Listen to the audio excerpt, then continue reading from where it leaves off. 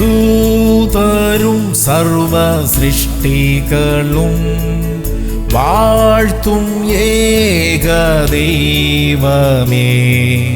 സകല നാവും പാടുന്നു ദൈവം പരിശുദ്ധൻ.